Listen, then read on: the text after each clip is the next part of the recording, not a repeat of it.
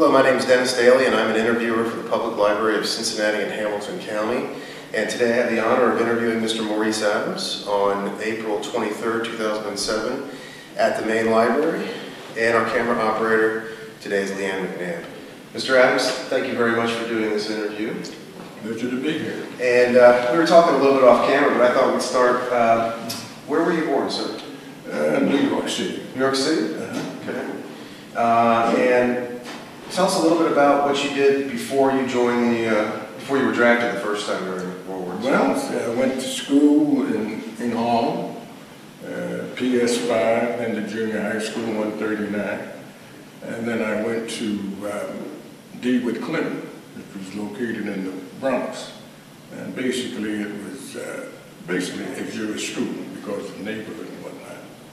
And when I graduated from Clinton, then I went to the military.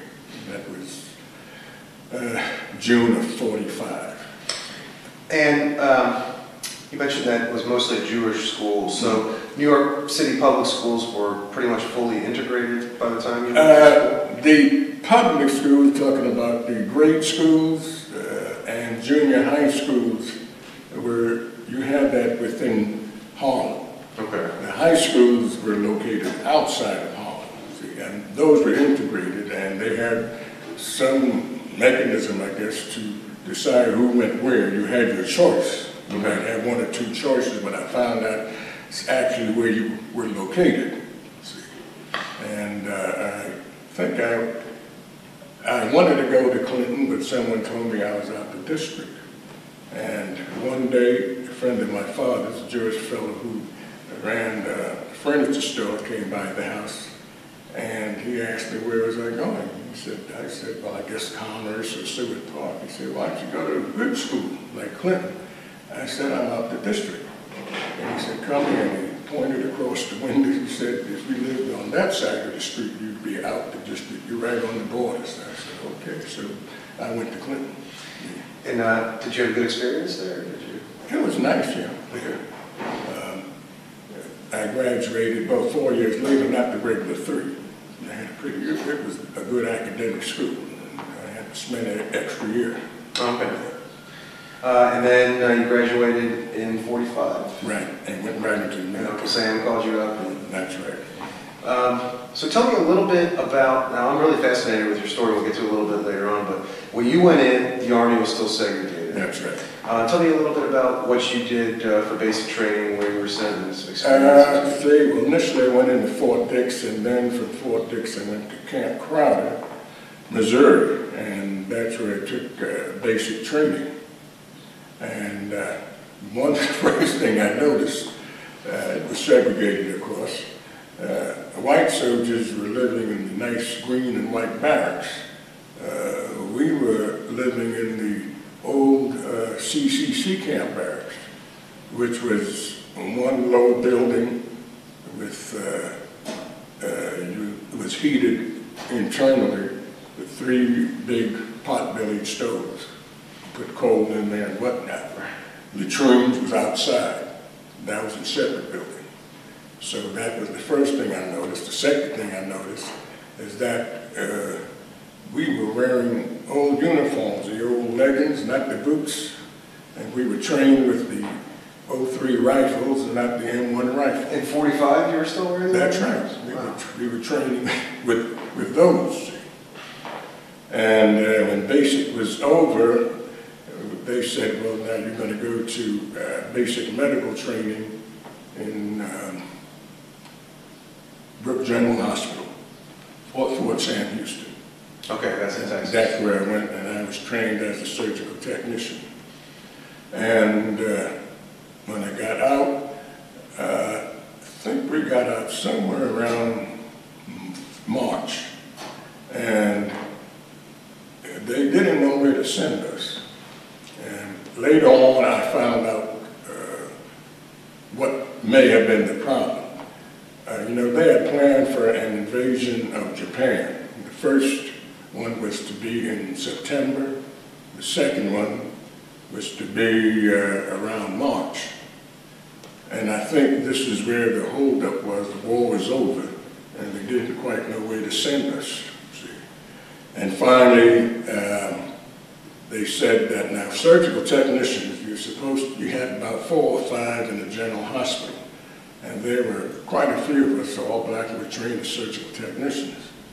And we got an assignment. My assignment was Springfield General Hospital, Missouri. Others got assigned other places throughout the country. So while we were on the train going to these various places, because we were initially on one train before we split up, we got word that all of us were going to Fort Francis E. Warren, Wyoming, because evidently the entire medical unit was being discharged. So now they're putting us all surgical technicians together to go into this station hospital. Now they only got room for a couple of surgical technicians at a station hospital. So that meant most of us were going to be ward boys, et cetera, et cetera. I think the 2 oldest among us were surgical technicians. They made them surgical technicians and made a couple other, sent to different clinics like dental clinic, now lined up in supply. But what was so funny after they did this, now we're all one bunch now. When we arrived at Fort Francis E. Warren, they mistook us for replacements for training for truck drivers. Didn't even look at our orders. Said, you guys are going to be truck drivers. I said, oh, shoot. So we stayed up one night in the day room. That's where we slept until it could get organized. Woke up the next morning and there was the colonel from the hospital. Oh, he was giving these quartermaster people the devil. You stole my men. They're supposed to, we didn't have any orders, you know, they're supposed to come in my detention. So we were glad, so we went over to medical detention. So these guys that first saw you, they were just going based on the fact that you were African-American? That's right, that we were quartermaster replacements. You were going to be truck drivers. And they couldn't understand that we were actually replacing the whole medical unit. But a lot of us wound up on the wards, others, like I mentioned, clinics, and a few others like myself in supply.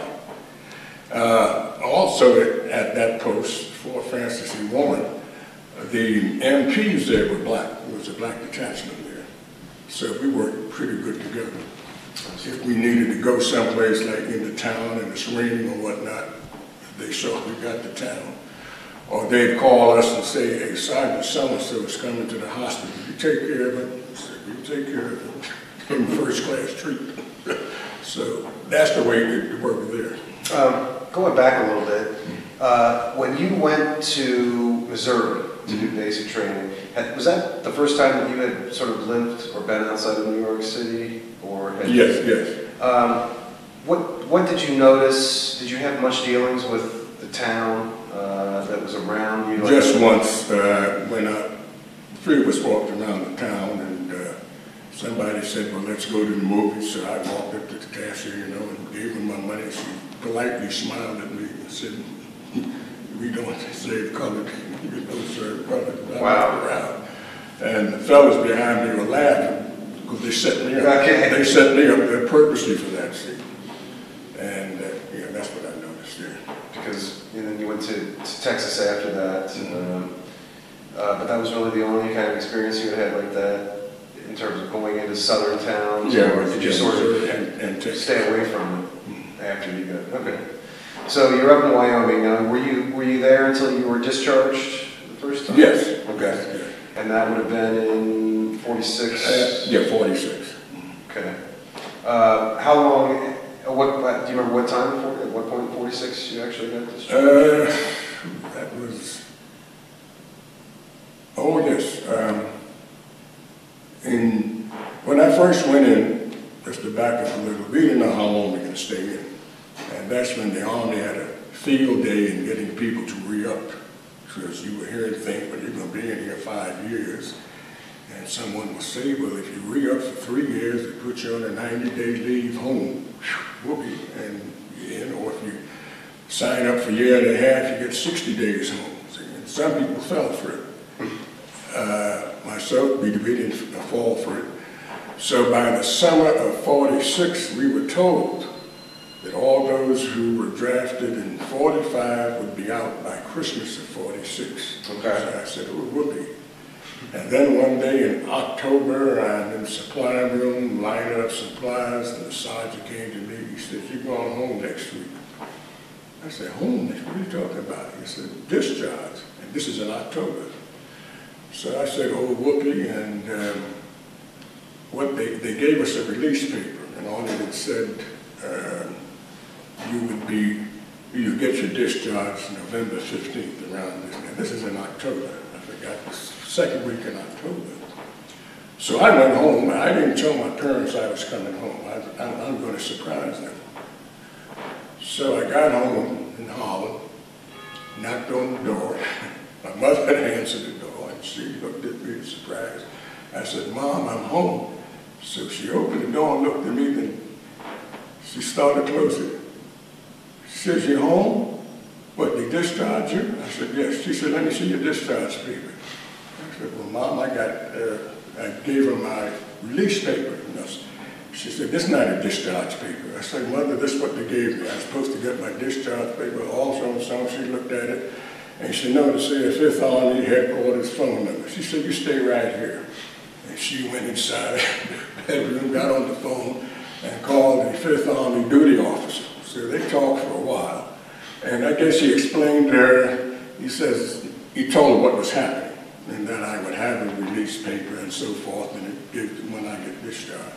So she came back in. She said, come on in. And she kissed me, and she called everybody to tell me I was home. I found out at that time, one of the reasons a lot of guys were, at that time, were coming home, period. Okay. They got discharged at that. They came home, so she thought I was one of those. I thought you were AWOL? Yeah, I thought I was AWOL. So the World War II experience is over for you now. You're back in New York. Yeah. And from there you went to Syracuse University? Yes. On the GI Bill. And you were talking to me about that a little bit earlier. Explain what happened there. You went in for 3 years to Syracuse. Well, what had happened, I had only had 3 years. Initially, I went to the junior college, upstate New York, before I went to Syracuse. And when I went to Syracuse, that was my junior year. So now I'm trying to decide how my mother, I know, and father were going to work hard so I could get the tuition for the next year and so forth. And this is because you had the GI Bill up to 3 years, based on how long you had served. That's right. Okay. So I'm trying to figure out, I got to have another sort of income. I decided that I was going to work in the cafeteria for the girls. They had a big cafeteria. I could eat there. I'd take care of that. And I got to find some place where I'm going to stay. And most of the places there, you had to pay about $20 or so a month. And somebody said, why don't you join the ROTC? And I said, well, it's too late for that, because I thought that was strictly a 4-year program. Sure. They said, no, you're in World War II. He said, well, you can go in right at your junior year. I said, oh. And I said, well, why should I go there? So they pay $21.70 a month. So I said, okay, I'll go. So that's how I got into the ROTC program. And you finished up your last year at Syracuse? Yeah, last 2 years. In the ROTC? And then what happened? Then, of course, I got called to active duty, and I had to go to Benning. And Benning, that's where I took my basic training. And then from Benning, I had to go, I was assigned to the 9th Division that was in Fort Dix. And I stayed there for a couple of years, and then I had to go back to Benning for motorized infantry training, and then from there, I went on to career, where the war was winding down. Now, just a quick question. So you had to go through basic training a second time? No, well, no, the basic training that you have to go in as a second lieutenant. Okay. That's one, but then I had to get further training, and they were sending me to motorized infantry school or something. Okay. So I had to go to Benning. Now, by this time, the Army had been integrated. Right. So your second hitch in the Army here, you're coming into an integrated Army. Did you notice, obviously you were bunking with white soldiers, and did you notice any kind of animosity? No, not that much there. At the training camp, you notice a little bit there, but nothing that you couldn't handle. Sure. So I would say. Now, when I joined the unit overseas, there was only one other black officer in the whole battalion, and I was in Easy Company, and he was in G Company. His name was Harding. My commanding officer was Cavazos. He was a lieutenant, I believe, first lieutenant. And if you recall, there was a Cavazos who was in the Reagan administration. I think he was Secretary of Education. Well, this Cavazos was his brother. Okay. And this Cavazos went on to be the first four-star Mexican-American general. Okay. And he got that. When I had joined the unit, they had just, they had just about been decimated. It was something like, they hit 421, Hill 421 with 105 men, and they wound up 35 killed, 70 wounded. And Cavazos got the Distinguished Service Cross, so he was on his way up. The war had ended. It was a funny thing. They stopped the pipeline for officers. In other words, they weren't getting no more officers. But the enlisted men were piling up.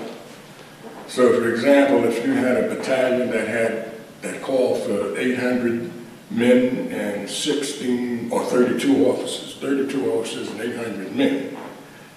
Battalion was now 1,600 men and 16 officers. So just cut it in half. Yeah. And like Harding, he was the only officer in G Company besides captain. I was the only officer besides Cavazos and another officer who was just being rotated, but we weren't getting any replacements in. So that's how we were structured. And so you got there after the ceasefire? Yes. Okay. Yeah. Okay. Just right after the ceasefire. And how long did you spend in Korea? How long did you spend in Korea? Well, they said 15 months. Yeah, it was 15 months because in the following, the following October, I was supposed to rotate back home in January. See? And a unit, the 2nd Division, not the 2nd Division, I think it was, your 2nd Division was going home. And they had to have a certain amount of men, something like, I forgot how many officers, 50 officers and a whole bunch of men and whatnot, see. And they called me one day, and this was in September, and we knew the unit was going to go home in October. So I'm not thinking about going home till January. Mm-hmm. And someone called me and said, at that time, I was working on staff. I was G1, I was S1 and S2, because we didn't have that many officers. I had 2 slots. So someone said, Adams says, you got here September 2nd, didn't you? Something like that. I said, no, I think it was September 3rd. He said, no, are you sure it wasn't September 2nd? I said, well, what's the difference? He said, well, they need another officer to go back with the division if he came there September 2nd. So I said, oh yeah. He said, oh, I thought so. So that's how I came back in October instead of January. Was this 53, 52? Yeah, this is 54. 54 now. Okay. So that's how I got home. And that was an interesting trip. We, by ship, we had the 2nd Division going home. When I say 2nd Division, so many men and so many officers. And East Coast rotating unit, there were people that were rotating out. They were on the ship. And then we had the Colombian Army contingent. And they were going to Colombia, going to Ventura. So we took off, I can't remember the exact date, but it looked like it was the rest of October, all of November. We didn't get to New Orleans till in December. I never been on a boat. And you came in through New Orleans, too. That's an interesting. I never came to the boat. The funniest thing is when we landed in Hawaii, the enlisted men were allowed to go into Hawaii off the ship in civilian clothing. Officers had to be in their dress uniform. And we got in there, and a bunch of us officers, and this one we learned you can rent a car. I never heard about this renting a car. So somebody says, well, who got a license? I said, I got a license. I said, oh, sure, well, you rent the car. So he got in the car, and I rented the car. And I'm driving around, and I noticed people in Hawaii, skimpily clad, and they said, ooh, man, they walked across the street, and I almost hit somebody, and they were on a crosswalk. I never seen a crosswalk before, see. And finally, a police car came by and stopped me. So the guy said, what did you do? I said, I've been driving 20 miles an hour, I don't know what I did. So the cop said, well, you didn't observe the people crossing the crosswalk. I said, oh, is that what it was? See, because they were in bathing suits, so I got a tip for that. So and that was the first experience. Second experience is that we passed the hotel, and it showed that the ink spots at that time, favorite, singing, sure, they were there. And I said, while I was in Korea, I was the escort officer, see. And I said, well, I'm gonna wake them up. So I knocked on the door, they didn't know who it was. And I told them, and they were happy to see me, see. But they wanted me to stay that night, and I couldn't stay that night, see, because we had to go back. Then we went to Bonaventura, and on our way to Bonaventura, that was an interesting trip. Just before we got into port, the enlisted men were getting, in the Colombian unit, were getting paid for the first time. And they were paying them in the, what we call the officers section, where we have play cards and whatnot. So G.I. Joe was outside looking. And these guys hadn't been paid, I guess, while they were in Korea. And they were drawing something like $5,000 each in American money. So what was going on, unknowns to us, we learned this later. G.I. Joe freaking boy, he's gonna organize some games, see? So when these guys came out on that night, there was all kind of games all over the ship to help the Colombians spend their money, see? And I never forget that. That was... Dice games? Oh, I'd be going up a stairwell and there's American GIs being chased with a machete by somebody in Spanish or whatnot. I said, oh God, what's going on? They had all kind of fake games and whatnot, see? So that night was interesting. Next morning, the officers are in the officers section and they're playing cards. And one of the Colombian soldiers comes into the officers section and he knows this guy coming in here. He think he's looking for the Colombian officers. But he comes right to the table and there was a Colonel Beck. He was basically our commanding officer and whatnot. And he walked up to Colonel Beck and he says, key, Colonel Beck, you need a key. So Beck looked at him, what were you talking about? Other officers said, we didn't know what he's talking about. And this guy's getting real exasperated. Key.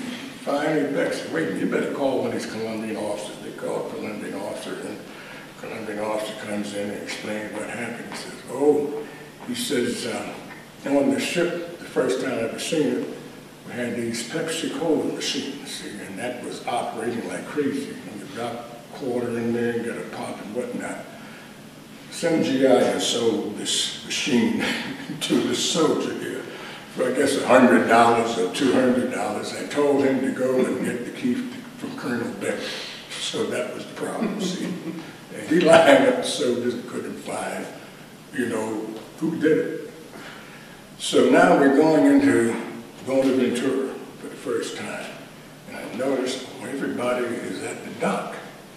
And I come into the dock, and I looked, and I said, I'll be doggone. And it dawned on me. Now this is South America. Only experience I had with South America is at the movies.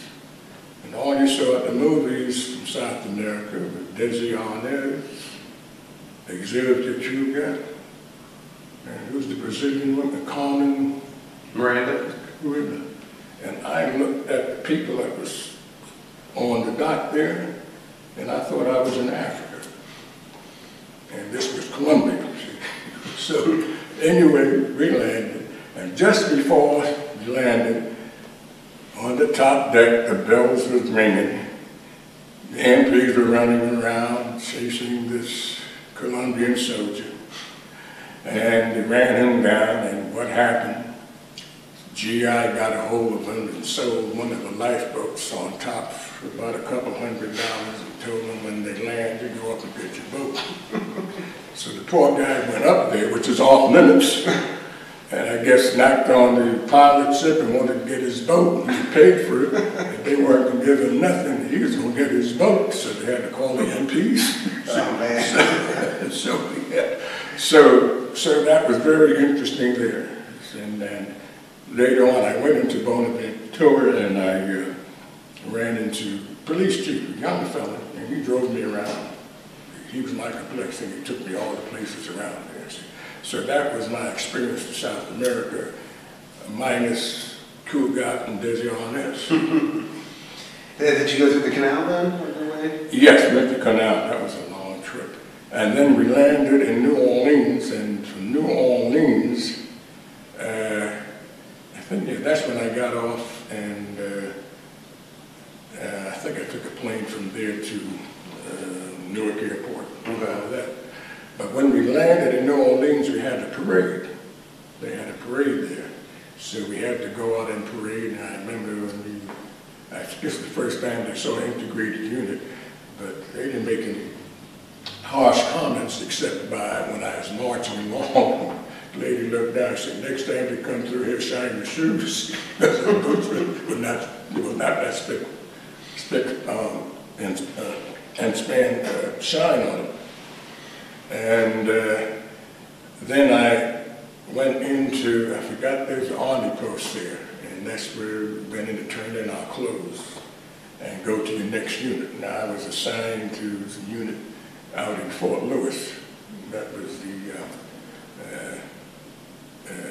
that was the 2nd Division in Fort Lewis.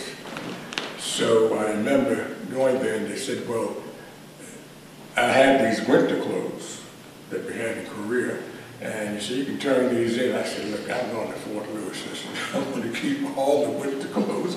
I never been to Fort Lewis. All I knew it was near Washington, and Washington was near Alaska, so I want to have all the winter clothing I could. See. And then I took a flight into Newark Airport, and Newark Airport took a bus into New York, and so forth. And were you just on leave at this point? Yeah, I was on leave. When you joined the ROTC, had you decided to make a career out of the Army at this point? Yes, I decided.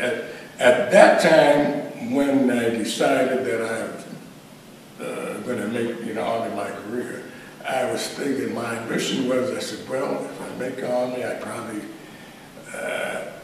even though it was integrated, I didn't think that far ahead. I was saying, well, if I can make 20 years, I might make major, because when I decided that Korean War hadn't started, and I'm going from past history. I said, we have a war every 20 years.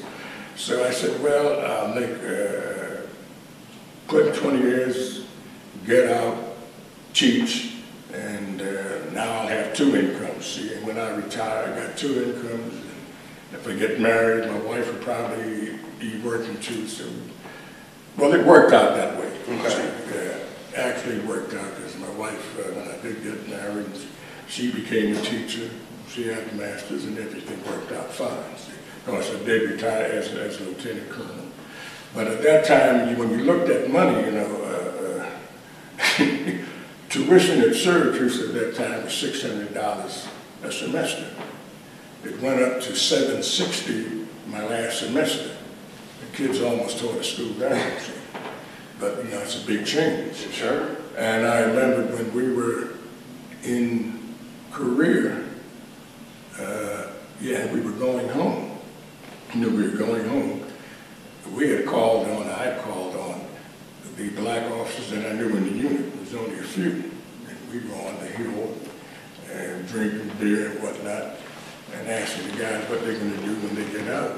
The guy said, well, I'm going to go to law school, and when I get out, I'm going to make $10,000 a year. And he said, whoopee, whoopee, whoopee. And we asked other guys what they're going to do. And they said, they're going to make 50. I said, man, that's good. Well, you guys staying in, what you going to make? Well, when I retire, I probably make about $6,500. Oh, man, that's good, see. And there was a General McLean, white, but he was pretty fair to us, and he was getting out. I think his name was McLean, something like that. He was a brigadier general. We said, what's going to be his salary? Somebody figured it out. Oh, heck, he'd be making $18,000 a year. He said, oh, man. And when we look back now, you got to laugh and find out what $18,000 or $6,000 would get you. And also, I had put away money for my first daughter for college. And like I said, when I left, you don't know what's going on outside. See, I was tuition went to $760. That's about what, about $1,500 a year. When I got out, I called Syracuse and asked them tuition, and it was $4,320. And I said, well, good, I got $4,500. They said, no, $4,320 for 1 year. So she didn't go to Syracuse. So you got back to the States and you went to Washington. Yeah. In '54. Mm-hmm. And then what did you do in between? I know that you actually did a couple of tours in Vietnam as well. Well, in Washington, what we didn't know, the Army don't tell you anything. They tell other high-ranking officers. Being an infantry officer, you expect to at least move every 2 or 3 years.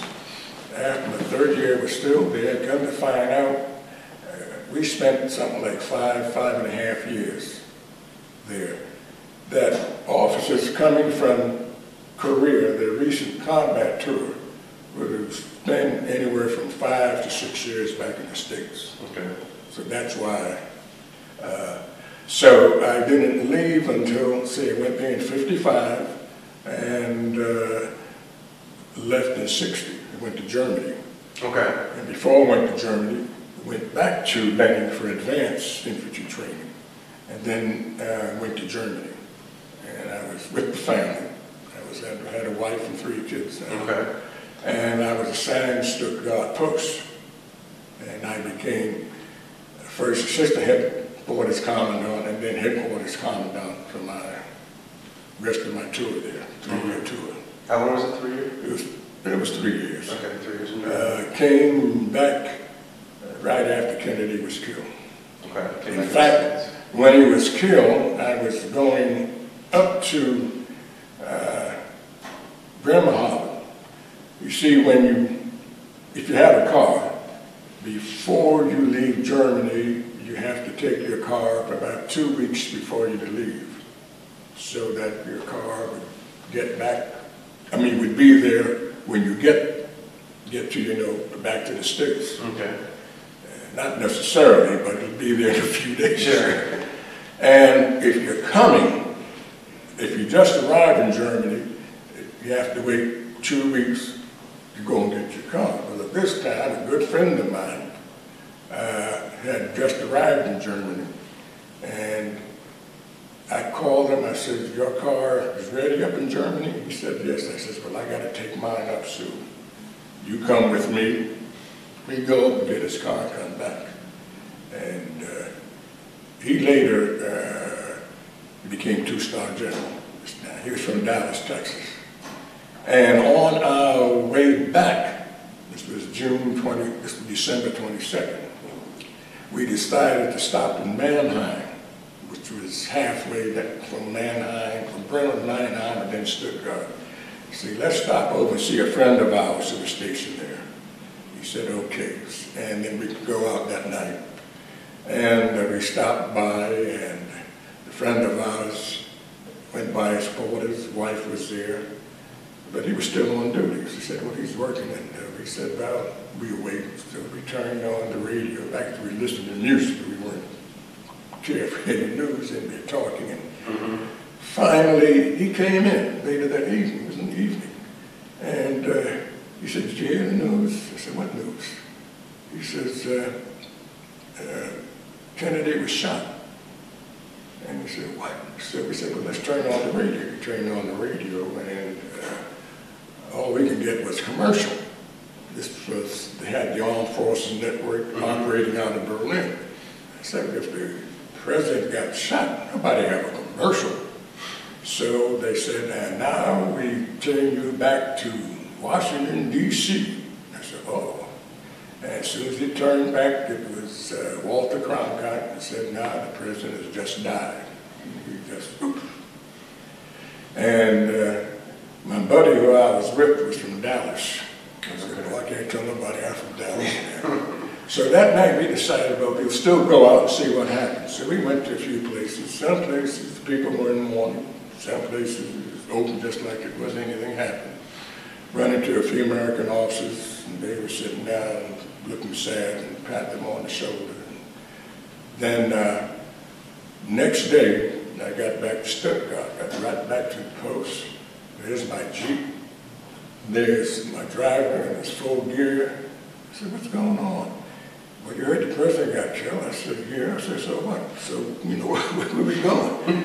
Everybody going on position. They think the Russians are coming. I said, oh.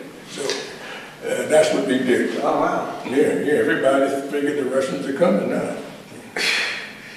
Something you kind of forget about with the Cold War being over for, what, about 15 years now, but yeah, they thought the Russians were going to take advantage of that, crossover.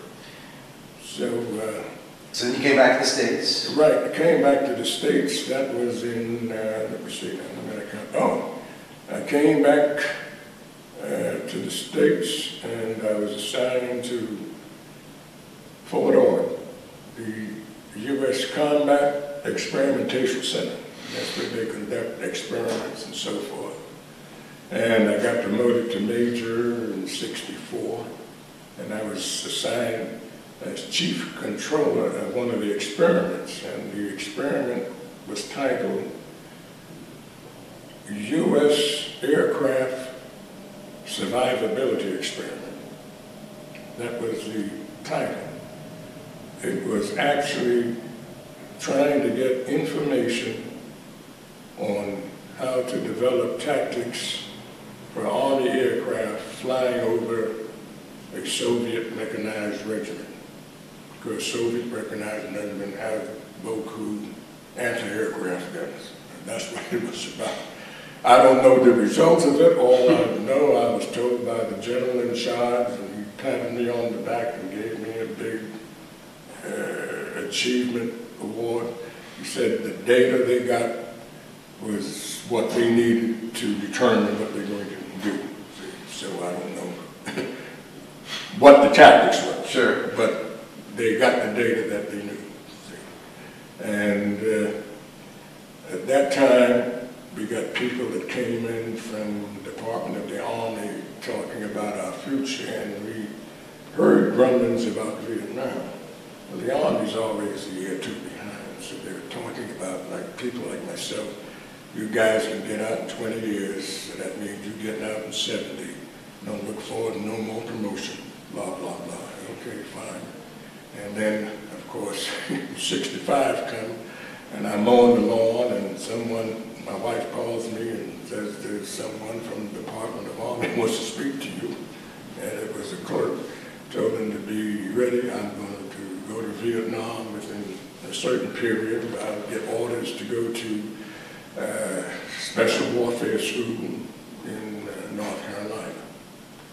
And that was my introduction. This is right when this is right when Johnson escalated the war. 65 was. Yeah, that's right. So you were taken right away. That's right. See, and so that's when I went and I joined the U.S. Military Assistant Command, and we were assigned to the Vietnamese 5th Division, initially as G1 advisor, and we got there around Thanksgiving, and they had 4 regiments. 7th Regiment was up near a place called Michelin Plantation, with a big rubber plantation. And they were about to go on a campaign out there. And I remember sitting down with the officers and myself and whatnot.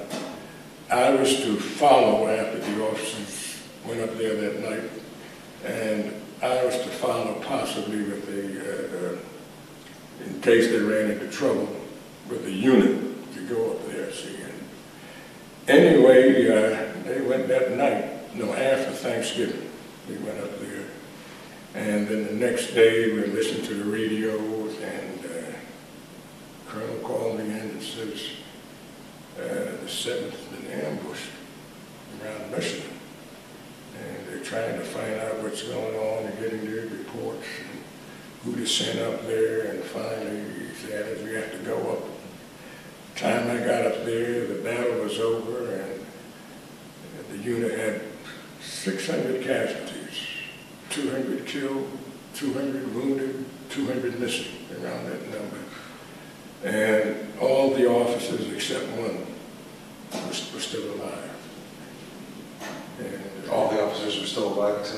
They were still alive? Yeah. Okay. And what unit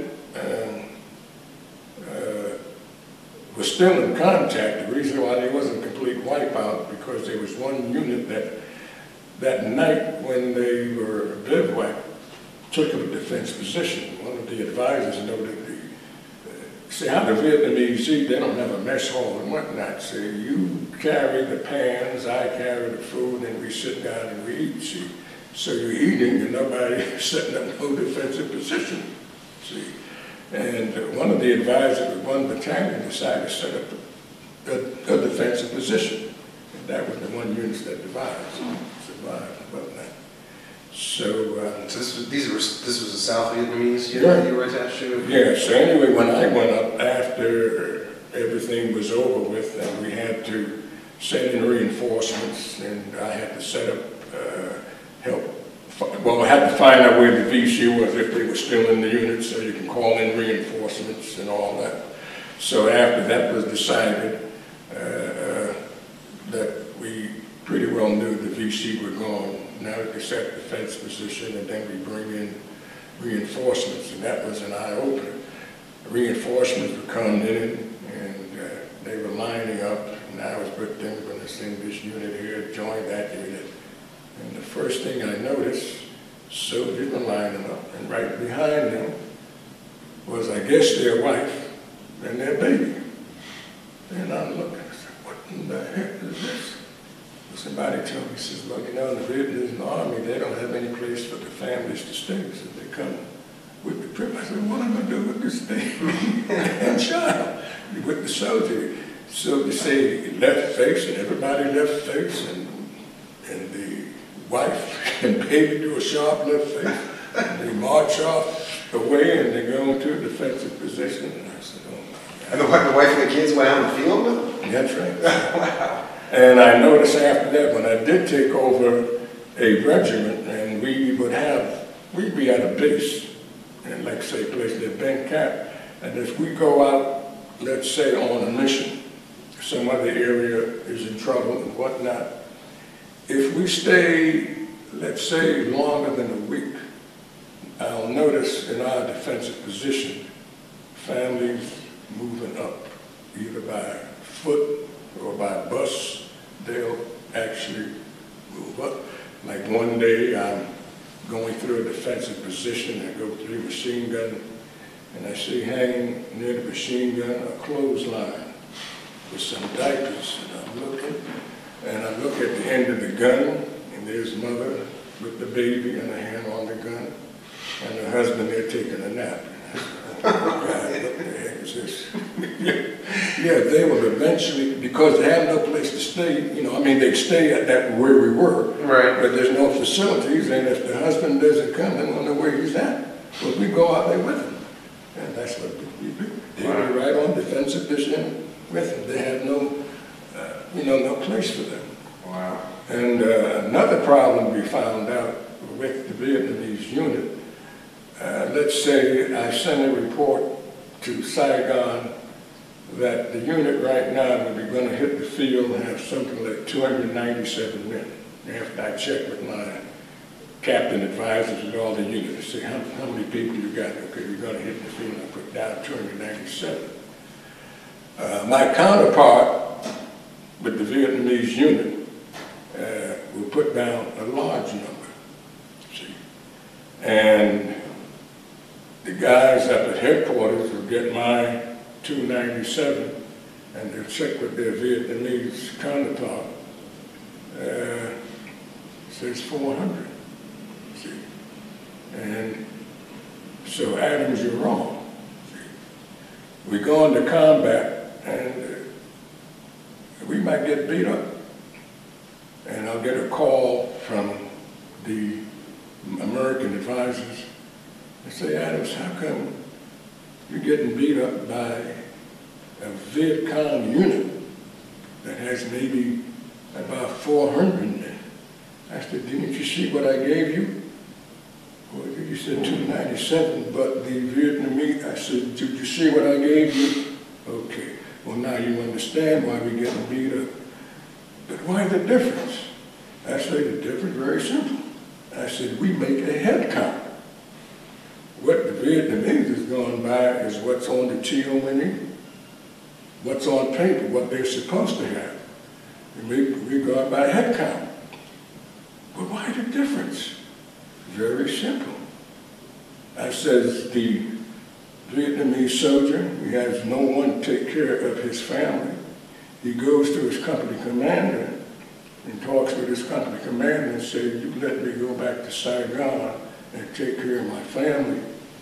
And when payday comes, you take my money. Because it's the captain who signs the payroll, not the enlisted man. Okay. So I said, yeah, go home. So that's why we got 297 men instead of 400 men. Because they're back in Saigon after this captain has signed in. And I told you that, but people just believe what the Vietnamese tell you. So they said, oh, I said, that's what we're going through.